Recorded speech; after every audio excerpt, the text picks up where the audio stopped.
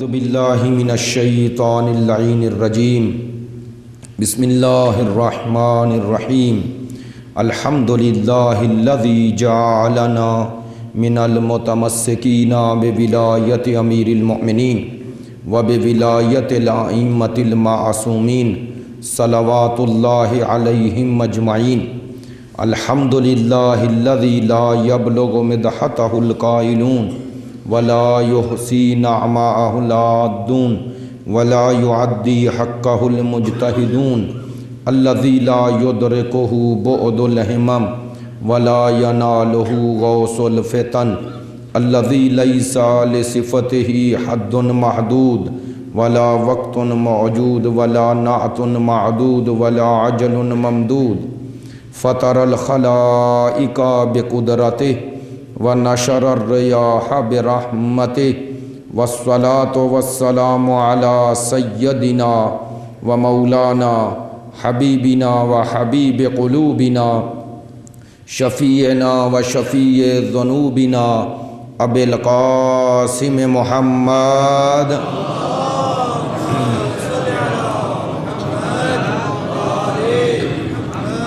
وآلہ الطیبین الطاہرین المعصومین المظلومین الذین اذھب اللہ عنہم الرجس وطہرہم تطہیرا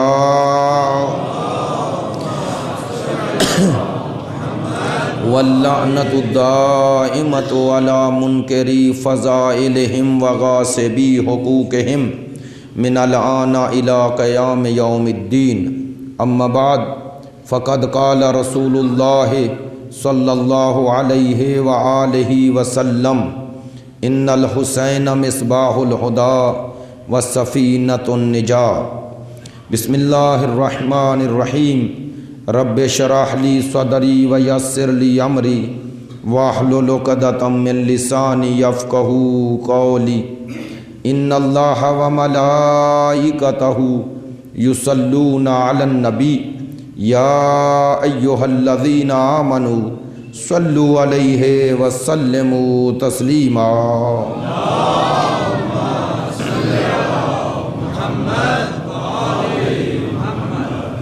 واجب الاحترام معزز و مکرم حاضرین مجلس محبان اہل بیت پیروان مکتب ولایت عاشقان مکتب شہادت موضوع گفتگو عظمت سید الشہداء زیارت وارثہ کی روشنی میں گزشتہ 3 دنوں میں اگرچہ زیارت وارثہ کے حوالے سے کچھ بھی عرض نہ کر سکا، لیکن میں نے کل کی گفتگو میں یہ عرض کیا تھا کہ زیارت ایک سفر معرفت ہے، زیارت ایک سفر عشق ہے، زیارت ایک سفر حضور ہے۔ کس کے پاس؟ اس کے پاس جو باب اللہ ہے، جو اللہ تک پہنچنے کا در ہے۔ لہٰذا ائمہ کے حضور جانے میں اور دوسری قبور پر جانے میں بھی فرق ہے۔ ان ذریعہ مطہرات پر جانے میں اور حتیٰ دوسرے اولیاء، اوصیاء، صالحین، متقین کی قبور پر جانے میں فرق ہے۔ ان کی زیارت اور ان کے حضور حاضر ہونے کا معنی یہ ہے کہ ان کے ذریعے اللہ کا قرب حاصل کیا جائے، اور اس کے معنوی اثرات اور ظاہری اثرات دونوں موجود ہیں۔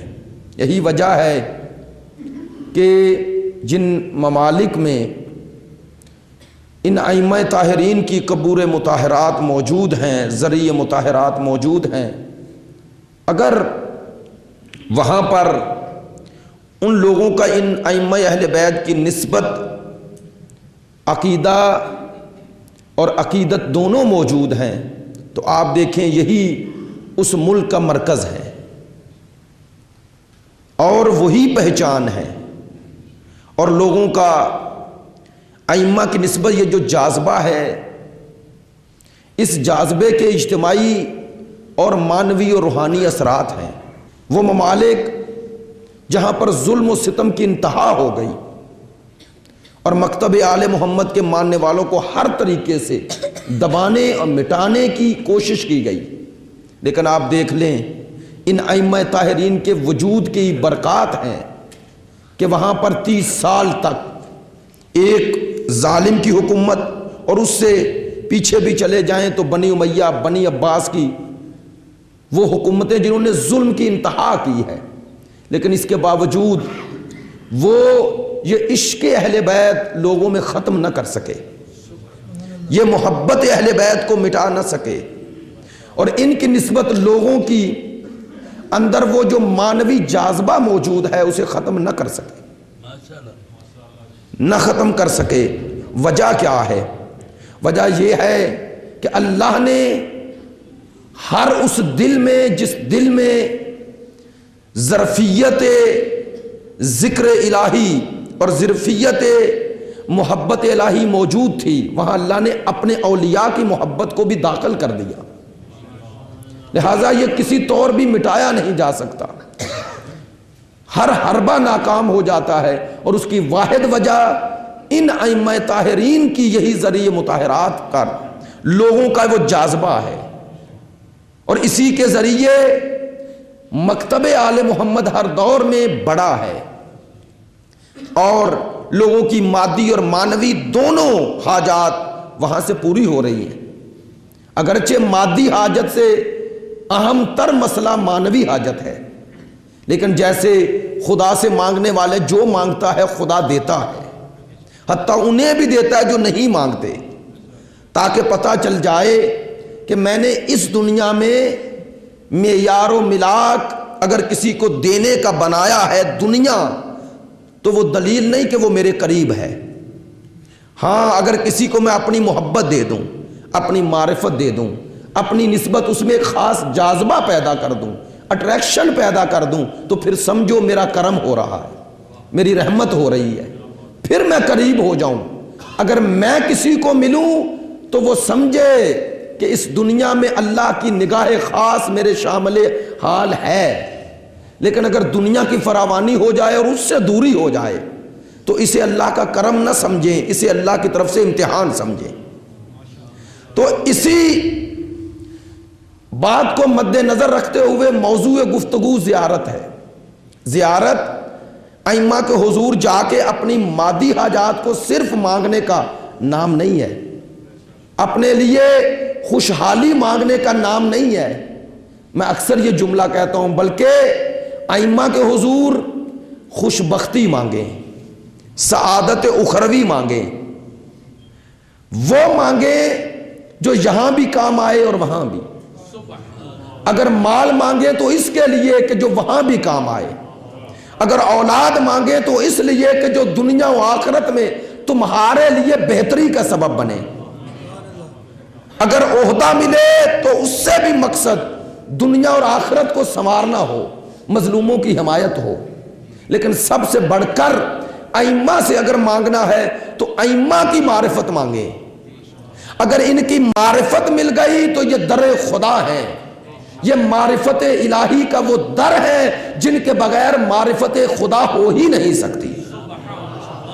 جو انہیں چھوڑ کر خدا کو پکار رہا ہے اس کا خود ساختہ خدا ہے، ویسا خدا نہیں کہ جیسا اس کے شائستہ ہے، وہ خدا جیسا ہے اسے کیسا پکارنا چاہیے یہ وہی بتا سکتا ہے جو اس کے قرب کی منزل پر فائز ہو،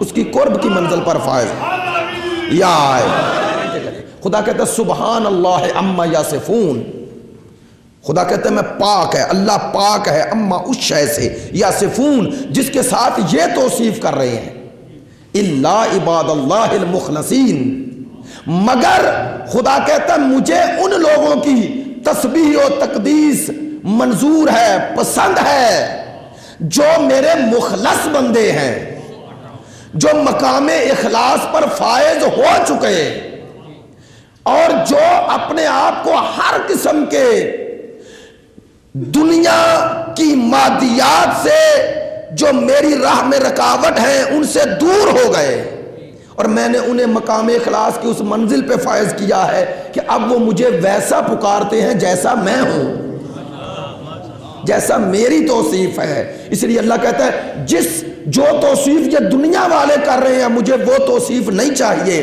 مجھے وہ توصیف چاہیے جو میرے مخلص بندے کر رہے ہیں۔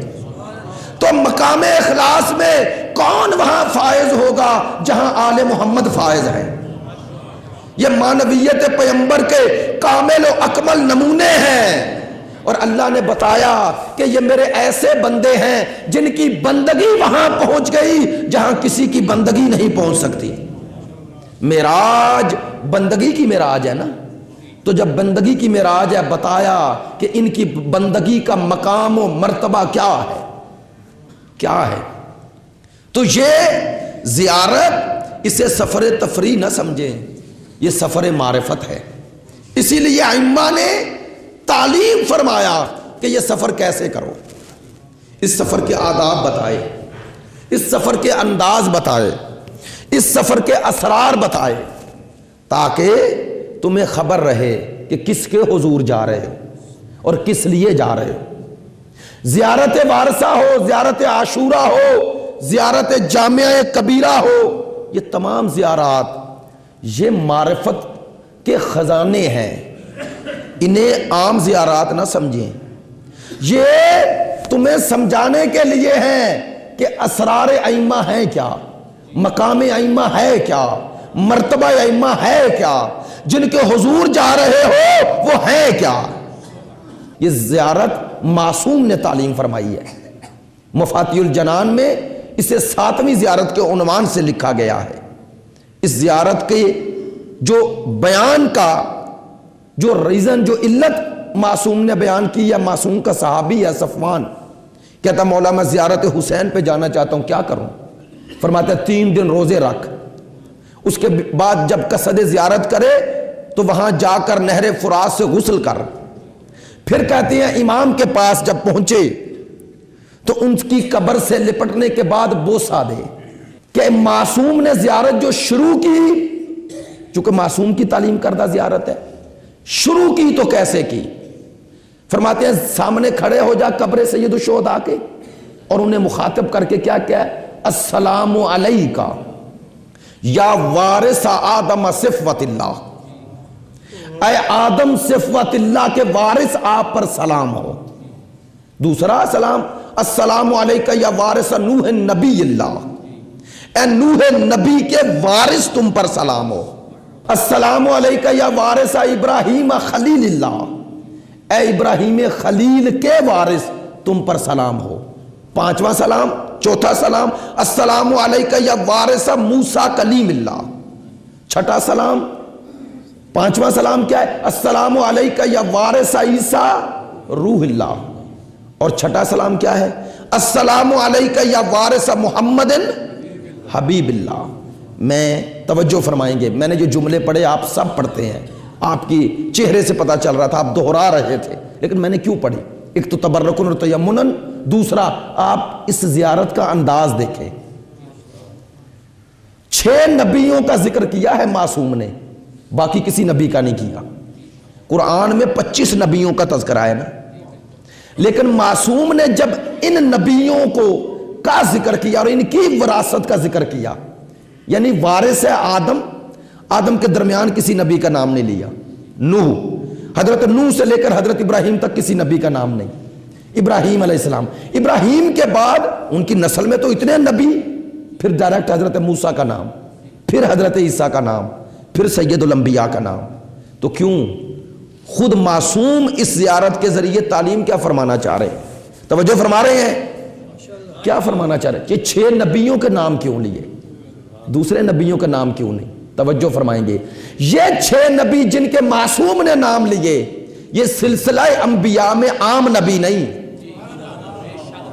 سارے اللہ کے نبی ہیں، اللہ کے نمائندے ہیں، لیکن سب کا مرتبہ ایک جیسا نہیں، کچھ جزوی نبی، کچھ خاندان کے نبی، کچھ اپنی ذات کے نبی، لیکن ان میں سے ہی کچھ نبی بھی رسول بھی، سارے نبی رسول نہیں۔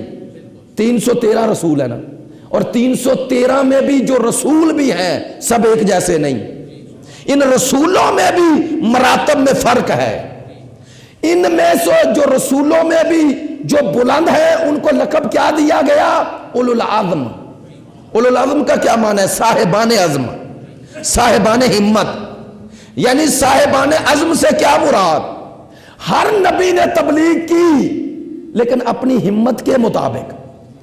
یہ وہ نبی ہیں جنہوں نے اتنے عزم و حوصلے اور جرت کا مظاہرہ کیا کہ سامنے والے ظلم کر کر کے تھک گئے لیکن ان کی عزم و ہمت میں کوئی فرق نہ آیا۔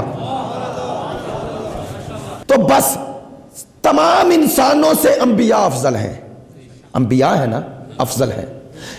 انبیاء میں سے رسول افضل ہیں، رسولوں میں سے اولو العزم افضل ہیں۔ معصوم نے بتایا کہ حسین وارث ہے تو کن کا وارث ہے؟ اللہ اکبر۔ کہا تمہیں پتا چل جائے کہ انسانوں سے انبیاء افضل ہیں، انبیاء سے رسول افضل ہیں، رسولوں سے اولو العزم افضل ہیں، تو پوری کائنات میں سب سے افضل سلسلہ انبیاء اور رسل میں اولو العزم افضل ہیں، اور حسین اسے کہتے ہیں جو تمام کائنات کے سب سے صاحبان حوصلہ کا وارث بن جائے۔ بہت شکریہ۔ کہا تمہیں اسی لیے بتا رہا ہوں آدم کے وارث، نوح کے وارث، ابراہیم کے وارث، موسیٰ کے وارث، عیسیٰ کے وارث۔ عزیزو اگر یہیں تک ٹھہر جاتا ہے مسئلہ تو پھر بھی ہمارے پاس گنجائش ہوتی کہ حسین کی عظمت کیا ہے۔ جب اگر معصوم صرف حضرت عیسیٰ تک ٹھہر جاتے، اب سنو، تمام انسانوں سے انبیاء افضل، انبیاء سے رسول افضل، رسولوں سے اولو العزم افضل، اور اولو العزم سے خاتم النبیین افضل، تو تمام سلسلہ ہدایت الہی میں جہاں آخری نبی فائز ہے وہاں کوئی فائز نہیں۔ اور حسین اسے کہتے ہیں جو صرف محمد رسول اللہ کا وارث نہیں بنا، رسول نے خود بتا دیا حسین منی وانا من حسین۔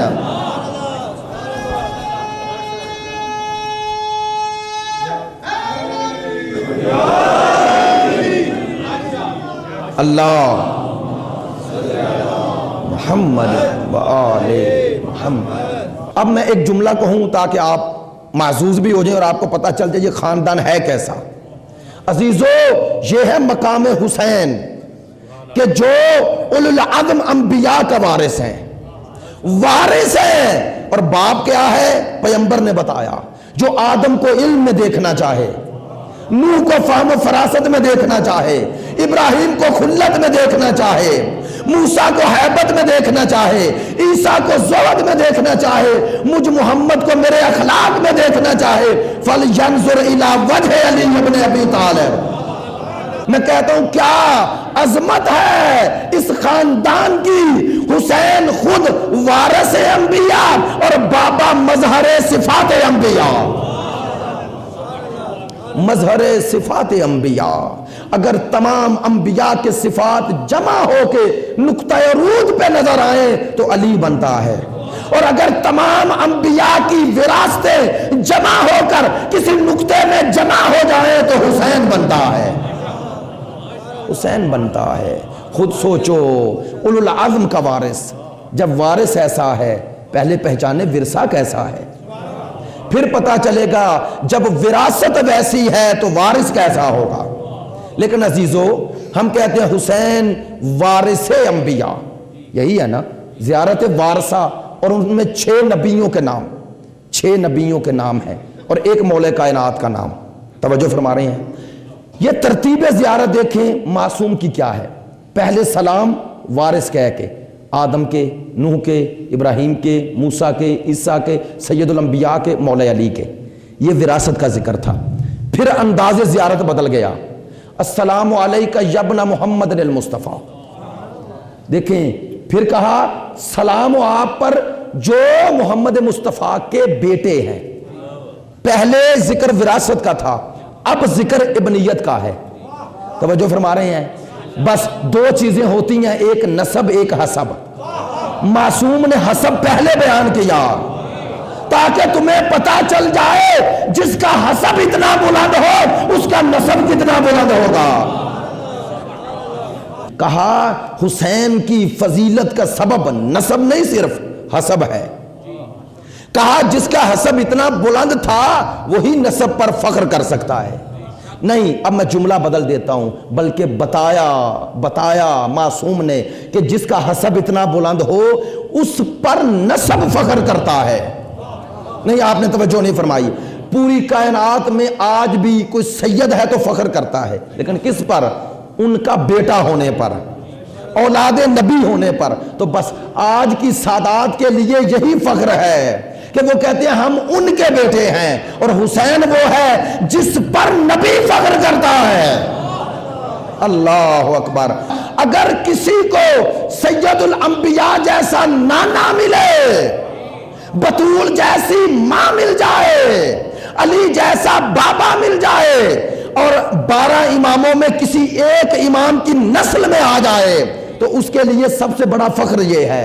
تو آج آپ کے لیے، سادات کے لیے فخر یہ ہے کہ ہم ان کی اولاد ہیں، ہم ان کی اولاد ہیں. لیکن کوئی آپ میں یہ دعویٰ نہیں کر سکتا کہ ائمہ کو بھی ہم پر فخر ہے. تو یاد رکھیے، پوری کائنات میں ہر سید کے لیے فخر یہ ہے کہ وہ اولاد رسول ہونے پہ فخر کرے. لیکن علی و بطول و حسنین وہ ہیں جن پر نبی فخر کرتا ہے. تو بس پتا چلا یہ وراثت کوئی مال نہیں جو انتقال پا جائے، منتقل ہو جائے. بس وہ جو ظاہری وراثت ہے، حتیٰ اس کے لیے ظاہری شرائط ہیں. بیٹا ہونا شرط ہے نا، اور جو وارث جا رہا ہے کچھ چھوڑ کے جائے اور یہ وارث بن جائے. اب مجھے بتائیں گے اگر وارث مال دنیا چھوڑے، وہ تھا عالم، بیٹا ہے جاہل، وارث بنے گا یا نہیں؟ وارث تو بنے گا. مال کا وارث ہے کہ نہیں؟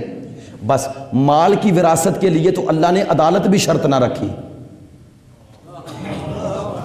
اسے معیار فضیلت نہ سمجھنا. لیکن اگر کوئی عالم باپ ہے، باپ عالم تھا، بیٹا جاہل ہو گیا، ایک شاگرد تھا، اس نے اس سے علم حاصل کیا، اور ہر جگہ ذکر کرتا ہے میرے استاد میرے استاد. لوگ کیا کہتے ہیں حقیقی اس کا وارث علم یہ ہے، حالانکہ اس کی نسل میں سے نہیں، لیکن لوگ کہتے ہیں یہ وارث ہے. کس کا؟ اس کی معنویت کا، اس کی روحانیت کا. کیوں؟ چونکہ جو صفات اس میں تھی اس میں آ گئی. تو معنوی وراثت کے لیے قابلیت چاہیے، یہ ہر کسی کو نہیں ملتی، جبکہ مادی وراثت تو ہر کسی کو مل رہی ہے. اچھا، اگر ایک عام عالم، ایک عام مرجع، ایک عام مجتہد کا وارث بننے کے لیے وہ شرائط چاہیے جو اس میں تھی، اگر تناسب نہ ہوگا تو معنوی وراثت آئے گی نہیں. ایک فاسق عادل کا وارث نہیں بنتا عدالت میں، ایک جاہل وارث نہیں بنتا عالم کا. ٹھیک ہے نا؟ نہیں بنتا. کیوں؟ تناسب ہی نہیں، تناسب نہیں. تو اگر ایک یہاں پر ایک عالم کے وارث بننے کے لیے علم چاہیے، کتنا چاہیے؟ جتنا اس عالم کے پاس ہے، کم از کم اتنا تو ہو، یا اس سے کم بھی ہو لیکن علم تو ہو. لیکن اس عالم کو آپ فرض کر لو، وہ جتنا بھی عالم ہے اس کے علم کی آپ کے نزدیک ایک حد ہے. توجہ فرما رہے ہیں عزیزو؟ اگر عام مانوی وراثت کے لیے شرائط یہ ہیں، تو اگر کوئی آدم کا وارث بنے، اور وارث بھی اس کا بنے جس کے سامنے ملائکہ آئے اور زانو تلمس طے کر لیا اور ماننے پہ مجبور ہو گئے کہ جو علم اس کے پاس ہے ہمارے پاس نہیں ہے، تو جو ایسے آدم کا وارث بنے گا اسے کیسا ہونا چاہیے؟ اب میں جملہ آگے بڑھا دوں.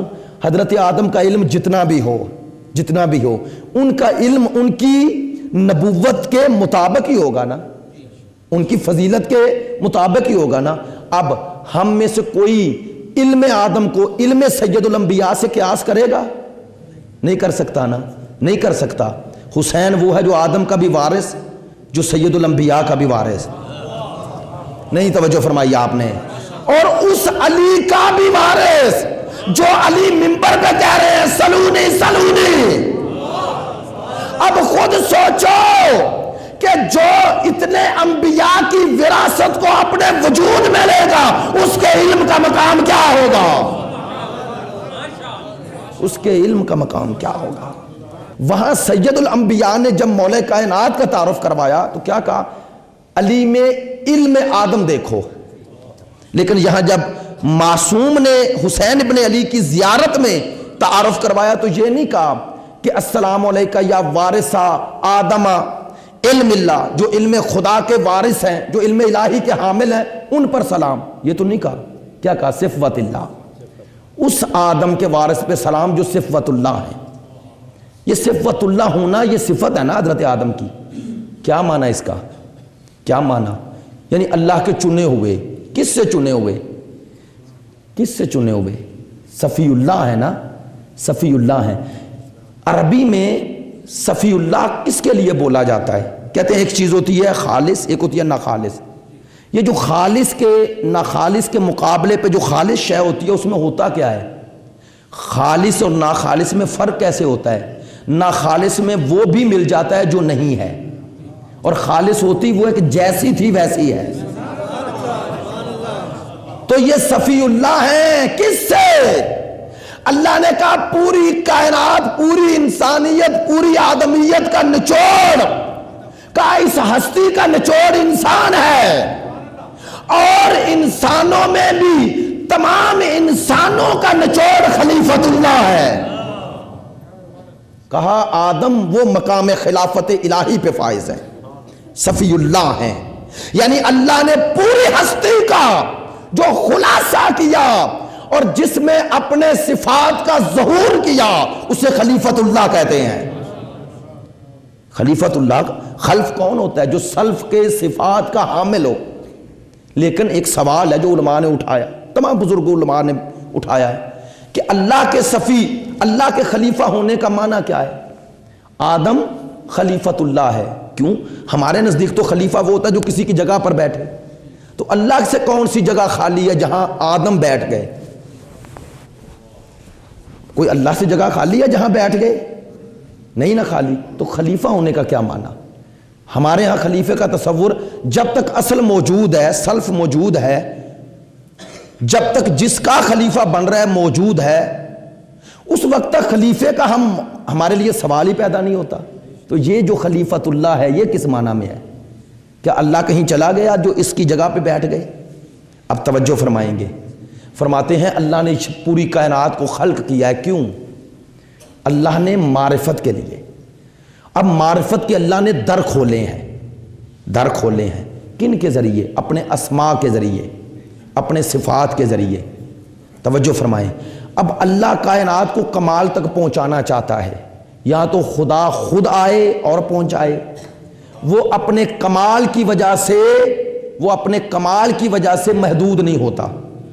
ہم اپنے نقص کی وجہ سے ڈائریکٹ اس تک نہیں جا سکتے.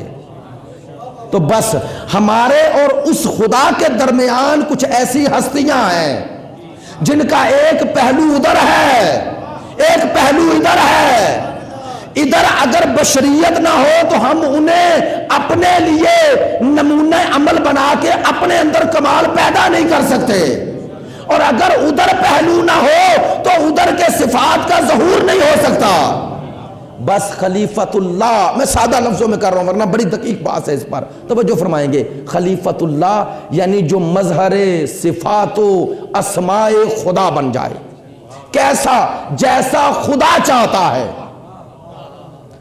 جتنا مطلوب معرفت خدا چاہتا ہے وہ اللہ جس ہستی کے ذریعے وہ مطلوب کمال اس ہستی میں ظاہر کر دیتا ہے، اپنے صفات و اسماء کا ظہور جس میں کرتا ہے اسے خلیفت اللہ کہتے ہیں. حسین وارث ہیں کس کے؟ آدم کے. کون سے آدم کے؟ جو خلیفت اللہ ہیں. بس آج کی گفتگو میں سمیٹ رہا ہوں. اس آدم کے وارث جو خلیفت اللہ ہے. بس دو چیزیں ہیں حضرت آدم سے چلی. ایک ہم چلے جو نسل آدم ہے، اور ایک خلافت چلی. خلافت ہر کسی کو نہیں ملی. خلافت انہی کو ملے گی جو مظہر اسماء و صفات خدا بن سکیں. عزیزو یہ جتنی کائنات ہے یہ اولاد آدم ہے نا. اچھا اسی اولاد آدم میں عادل بھی ہیں فاسق بھی. اسی اولاد آدم میں فرعون بھی پیدا ہوئے یا نہیں؟ بولے نمرود، شداد، حامان، قارون، یزید ہے نا، ہے نا؟ تو کیا یہ بھی خلیفۃ اللہ ہے؟ یہ نسل آدم میں ہے، اولاد آدم میں ہے، خلافت آدم کے وارث نہیں۔ خلافت کے وارث کون بنے گا؟ اللہ نے کہا ایک ہے اولاد آدم، وہ چلے گی قیامت تک، اور ایک ہے خلافت آدم، اس کا وارث ہر کوئی نہیں بنے گا، اس کا حامل ہر کوئی نہیں بنے گا، اس کا حامل وہی بنے گا جو ملائکہ کی صف میں بھی چلا جائے تو ملائکہ سے افضل نظر آئے، جس کے وجود پر ملائکہ بھی فخر کریں۔ تو یہ جو فرعون و حامان و قارون و شداد و یزید و مروان ہیں، ان پر تو انسانیت کو فخر نہیں، انسانیت کو شرمندگی ہے۔ اب توجہ فرمانا، حسین وارث آدم صفوت اللہ ہیں۔ اللہ اکبر۔ اے مولا آپ کی عظمت کو سلام، آپ نے قیامت تک کے لیے ہر حسینی کی مشکل آسان کر دی۔ میں نتیجہ دے رہا ہوں، خدا کے لیے توجہ فرمانا۔ مولا امام حسین کی ذات وہ ذات ہے جس نے قیامت تک کے لیے تمہاری اور میری مشکل آسان کر دی، اور معصوم نے انہیں وارث آدم کہہ کے بتا دیا کہ یہ آدم صفی اللہ کا وارث ہے، یعنی کربلا میں حسین نہیں آیا، خلیفۃ اللہ آیا ہے۔ اور یاد رکھو، شیطان خدا کا منکر نہیں، خلیفۃ اللہ کا منکر ہے۔ آئے ہائے، وہ اس نمائندہ الہی کا منکر ہے جسے اس نے اپنے صفات کا مظہر بنایا، اور کیا کہہ کے کہتا میں اس سے بہتر ہوں۔ تو اب قیامت تک کے لیے اگر خلافت چل رہی ہے تو خلافت کے منکر بھی ہر دور میں ہوگا۔ تو جو خلیفۃ اللہ کا منکر ہے اس کو اللہ نے کیا کہا؟ اللہ نے کہا میرے دربار سے نکل جا اور قیامت تک تجھ پر لعنت ہے۔ اب کربلا میں ادھر آدم کا وارث ہے اور ادھر شیطان کا وارث ہے۔ نہیں، جو نتیجہ دینا چاہ رہا ہوں وہ سنیں۔ جو شیطان نکلا ہے تو کیا کہہ کے نکلا؟ وَلَأَقْعُدَنَّكَ عَلَى صِرَاطِكَ مُسْتَقِيمٍ، کہا میں تیری سیدھی راہ پر بیٹھ جاؤں گا۔ شیطان نے کہا نا بیٹھ جاؤں گا، اور کیا کروں گا؟ وَلَأُغْوِيَنَّهُمْ أَجْمَعِينَ، میں اکثریت کو اپنے ساتھ لگا لوں گا۔ میں نے ترجمہ کر دیا ہے، کہتا ہے اکثریت کو گمراہ کروں گا، إِلَّا عِبَادَكَ مِنْهُمُ الْمُخْلَصِينَ، مگر جو تیرے مخلص بندے ہیں انہیں میں گمراہ کر نہیں سکتا،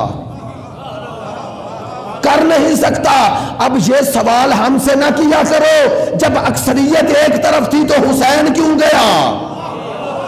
جب اکثریت مخالفت کر رہی تھی تو حسین کیوں نکلے؟ اسی لیے معصوم نے کہا یہ آدم کا وارث ہے، اور شیطان کہہ چکا ہے کہ نسل آدم میں اکثریت میرے ساتھ ہوگی اور اقلیت خلیفۃ اللہ کے ساتھ ہوگی، تو جو ادھر کا وارث ہوتا وہ اکثریت پر اعتماد کرتا۔ جو وارث آدم بن کے آیا ہے وہ اکثریت کو نہیں دیکھتا، وہ اکثریت کو نہیں دیکھتا۔ اسی لیے کربلا میں دو لشکر تھے، ایک لشکر رحمان تھا، ایک لشکر شیطان تھا۔ اور نہیں آپ کہیں گے یہ کیسے آپ نے کہہ دیا، ادھر والے بھی تو نمازیں پڑھ رہے تھے تو شیطان نے نمازیں نہیں پڑھی؟ میری بات نہیں پہنچی بھائی، شیطان نے نمازیں نہیں پڑھی، اسی لیے کربلا میں دو جماعتیں ہوئی، ایک کی امامت عمر سعد نے کی اور ایک کی امامت حسین نے کی، تاکہ قیامت تک پتہ چل جائے کہ آدم کے وارث کی نماز کہاں ہے اور شیطان کی نماز کہاں ہے، شیطان کی نماز کہاں ہے۔ کیا معصوم بتانا چاہتے ہیں؟ معصوم بتانا چاہتے ہیں اب قیامت تک کے لیے، قیامت تک کے لیے اگر تم نے دیکھنا ہے خلافت الہیہ، خلافت آدم کس طرف ہے، تو کہا کربلا کے بعد اب یہ دیکھو حسین کس طرف ہے۔ میری بات نہیں پہنچی. کہا جو حسین کا پیرو ہوگا وہ خلافت الہیہ کا پیرو ہوگا، اور جو حسین سے دور ہوگا وہ خلافت الہیہ سے دور ہوگا. اب دنیا میں دو طرح کی وراثتیں چل رہی ہیں. حسینیت آدم کی خلافت کا نام ہے، اور یزیدیت شیطان کی وراثت کا نام ہے. وہ شیطان کی وراثت ہے، یہ آدم کی وراثت ہے.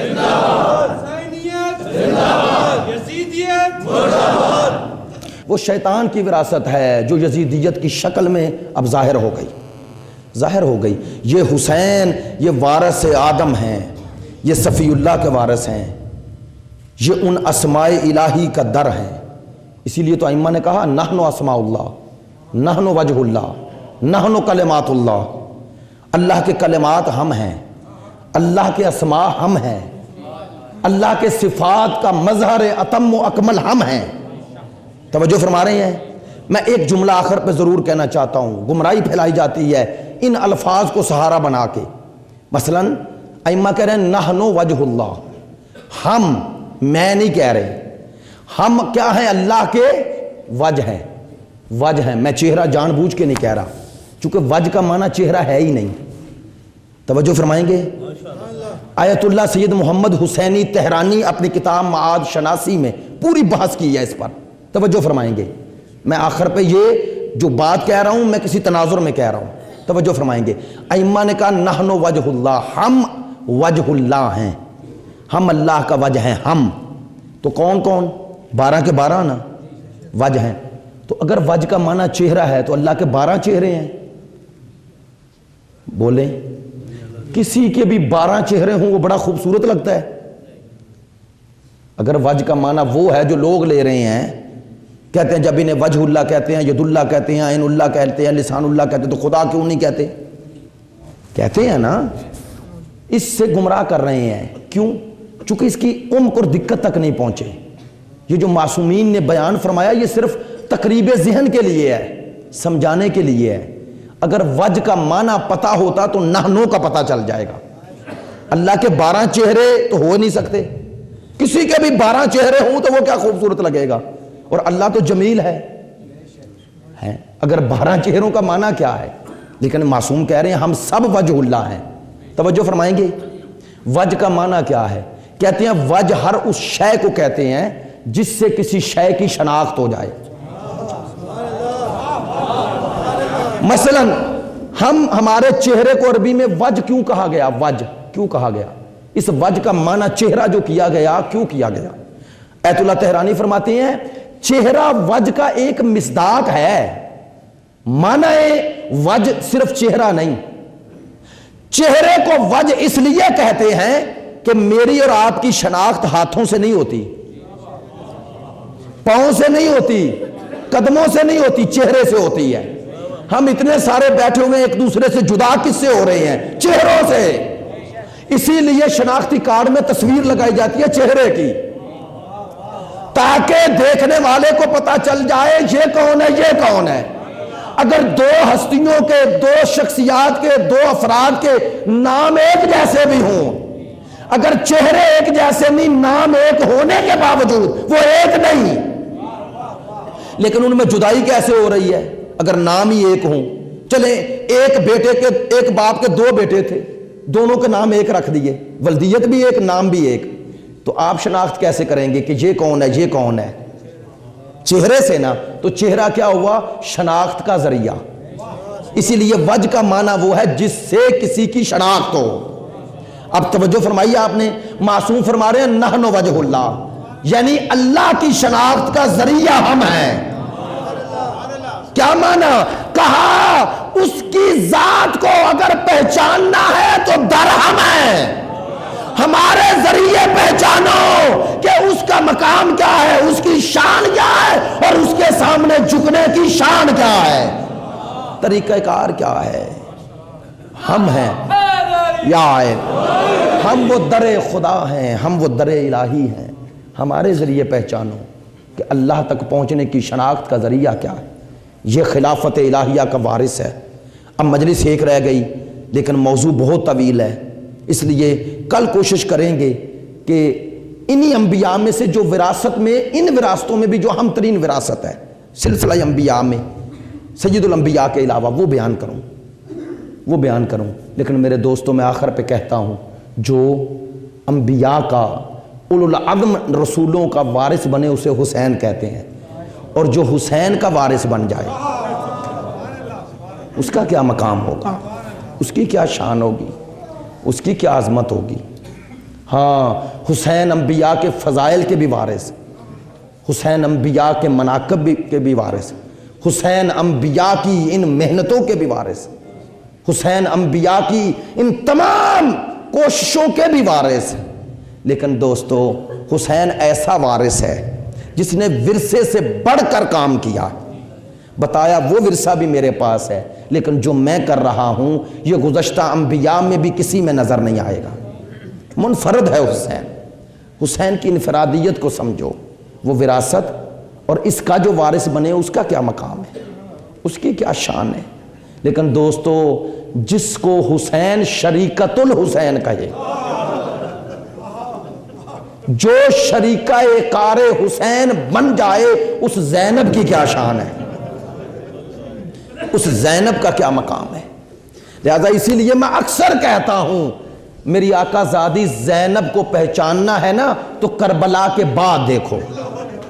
جب تک حسین ہے، امام ہے نا، تو امام کے حضور میں زینب کا مقام سمجھ میں نہیں آ سکتا، کیونکہ حسین کو امام مان کر آئی ہے زینب، بھائی مان کر نہیں. میری بات سمجھنا، یہ کربلا کو رشتوں میں نہ دیکھو. یہ بیٹا باپ کے ساتھ نہیں آیا، یہ بھائی بھائی کے ساتھ نہیں آیا، یہ بہن بھائی کے ساتھ نہیں آئی، یہ ہر کوئی اپنے دور کے امام کے ساتھ آیا ہے، یہ ولی خدا کے ساتھ آیا ہے، یہ شریک کار امامت بن کے آیا ہے. لیکن دوستو، آئیں مل کر کہیں، مولا حسین تو نے کتنا عظیم لشکر تشکیل دیا. مولا، زینب جب تک آپ موجود تھے آپ کے ساتھ بھی شریک نظر آئی. اگر اکبر کو اٹھا کے آپ لائے ہیں تو تیار کرنے والی زینب ہیں، اگر قاسم کو اٹھا کے آپ لائے ہیں تو بھیجنے والی زینب ہیں، اگر عباس کے لاشے پہ گئے آپ ہیں تو تیار کرنے والی زینب ہے. مولا، اگر اون محمد کو لائے ہیں تو بھیجنے والی زینب ہے. لیکن دوستو، حسین کی مصیبتوں میں زینب برابر کی شریک ہے. لیکن زینب اس ہستی کا نام ہے کہ جب اس کی مصیبتیں آئیں،